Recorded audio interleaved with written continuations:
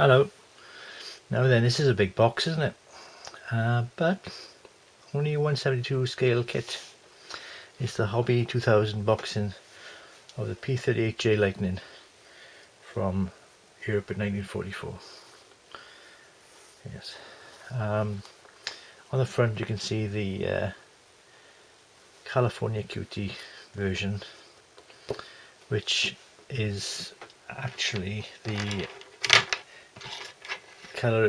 livery of the airworthy example, which very sadly and fatally, regrettably, crashed at Duxford a number of years ago.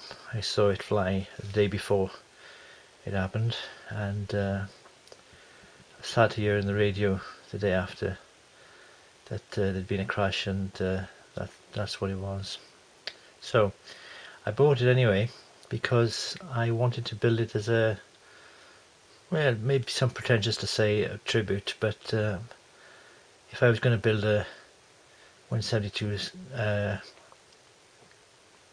P-38J, I wanted to build one like this to remember it with. Anyway, not to be too down about it, but that's why I chose this kit rather than another one. I've also got another option here, but I'm not interested in building that. That's all silver, and I'm not sure what the various things that it means, various nicknames. It's a massive box, which means the parts inside are nicely, comfortably packed. They're not squished together. I'll put that aside for now. I'll have a quick look at the instructions and the paint scheme. Instructions. First of all, nice Hobby 2000 colour paint scheme. I'll bring it up to show you rather than going in and out to zoom in. Nice little sprue map and colour callouts. Chart. You got all different 1, 2, 3, 4, 5, 6, 7 options by all the paint manufacturers, except for Humbrol. I don't know why people don't like Humbrol acrylic, but it doesn't seem like the community does have much of a regard for it. You got Revel here, you got Tamiya, Mr. Colour, Taka, Ammo, Arclad, and AK Interactive. So most of the bases are covered. Anyway, that's beside the point. Most of what I say is beside the point. Right, we've got a pull-out sort of version rather than a seam, rather than a booklet. Nice large clear instructions here.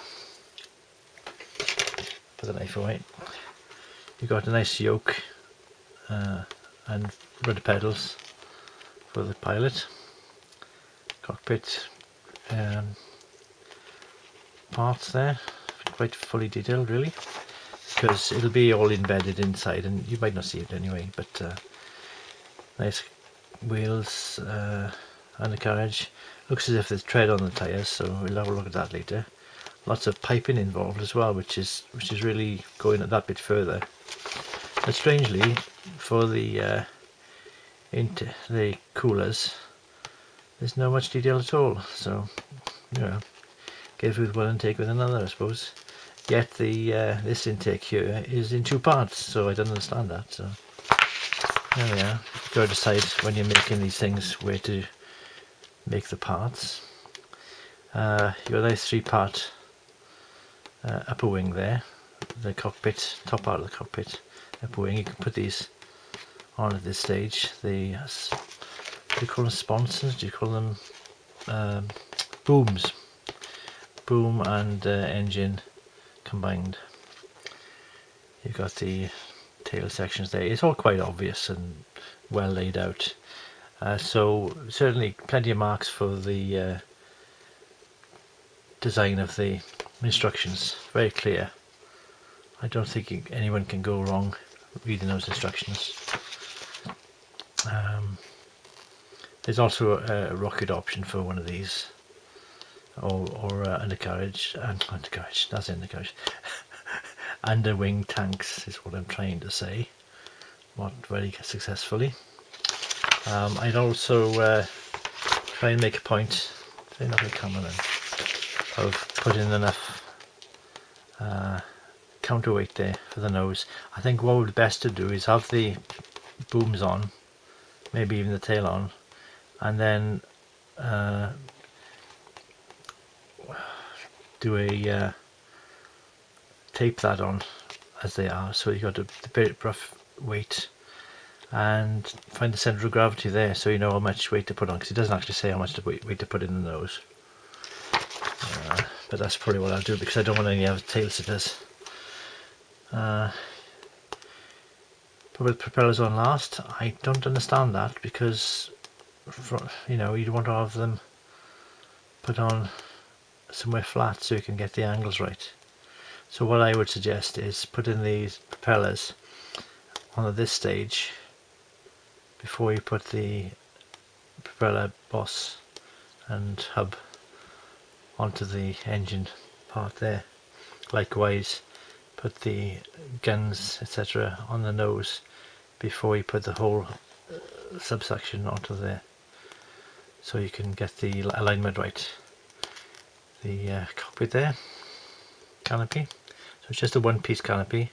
They haven't divided it up to, because I think it lifts up over sideways. It's not, it doesn't go backwards, you know what I mean. And there we are. That's quite clear instructions. Likewise, some clear painting instructions. That's for the one I'm going to make. The much sadly accident one. You wouldn't believe I'm a natural English speaker, would you? The way I talk. Right, plenty of stencil detail here, isn't it? I don't know what that means, calling it that, but I think it's probably just friendly slang for a friend of theirs, because the pilot was of that ethnicity. I won't say it out loud, it sounds like a slur, but nice little covers for the various parts. It's the propeller decals and stencils, and strangely they've added the one decal for the California Cutie name plates. They had to have it on a separate sheet.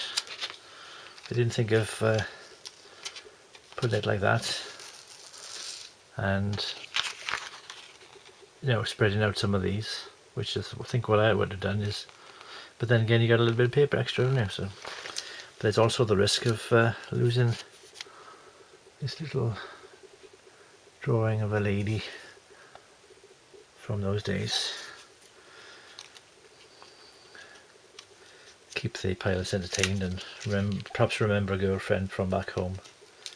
I don't know, or just some fantasy young lady that the young men at the time were idealising, because they were young men. They were barely in their late teens, 20s when they were flying these things for freedom and country and whatever else the motivations were. Masking set diagram for the canopy and for the wheels, that's good. And there's a die cut vinyl masking set supplied, which is always full marks. So there's the non-inspiring part, but it's interesting how they put things together. Now, again, I haven't opened this myself, but seems to be straightforward enough. Watch my fingers. Always watch your fingers when you use a knife. Or rather, watch where you're putting the knife, where you have your fingers. All the plastic sprues, let me go with 4 sprues, is it? Feels like 4 sprues, be careful what I'm doing here. Don't knock anything off. Small parts. Individual bag, look at that. That doesn't make sense, because you've got a whole big bag for the one part, which is like 4 times the size it needs to be. And yet you've got the decals with an extra decal section supplied. You know, that could be that size, couldn't it? That bag, or even that size bag. But anyway, probably a generic bag for various different kits. But that looks clear enough. There's detail on the canopy frame. I'm not going to open that. The metal, the plastic itself is medium hardness. There's a little bit of flash here, but nothing to worry about. It hasn't affected the shape of the actual part. There's no short shots or anything like that. Everything looks obvious to what they are. There's the supercharger for the top of the wing. Now these are identical sprues because they're for each side, each engine. There's some flash around the sprue itself, but that's okay because you're not gluing that together. That's just may indicate it's a bit older than it looks. There's a little bit of flash on the these parts here, but again a little bit of scraping and it comes straight off. That's not, there's no tread on that one either, so that's interesting. Well, as interesting as it, there's a little bit of softness in the details, so I'm not sure how old this original moulding is, tooling is, but the rest of the panel lines are crisp and the surface feels slightly textured, so it'll take the paint well, so that's okay. Not too bothered about that. Yeah, you just scrape on these and you flash off. The seats are as detailed as the drawings of them are. I have to be careful not to knock any of these parts off because they're very small. And there's a nice little wheel well. And again, the parts that need to be protected are out of the way, as I say. And that's the main fuselage and wings. I think this will build up to a nice kit. Like I say, some of the parts have got like a bit of a softness to the edge of them here, but the actual panel lines are crisp as can be. So I don't think it's a problem really. This, I think this is that's just flash again, and stuff that can be easily taken off. Like I say, there's no short shots. It's just a bit of flash here or there that you'd expect from a kit, which I believe is a reboxing of somebody else's kit. So I'll have to look on scale mates if you want to know exactly what year it is. Lose that. Don't want to lose that. It's 72041, Hobby 2000. So if you want to look that up, see for yourself how old that is. I'll pick that to the masking set now in a minute off camera. But yeah, big box, model's only about that big, as you'd expect. Yeah, I'm waffling now, I won't say any more. I'm pleased though, I got a good got the example of P-38J I wanted to build, and yeah, a nice useful addition to the stash. I hope you like my little look over it. I wouldn't say as much as a review because that sounds too highfalutin. But yeah, I hope you liked this little video and it wasn't too long for you. And please subscribe if you're not already subscribed, etc., etc. So thank you very much for watching. Bye bye. Ta-da.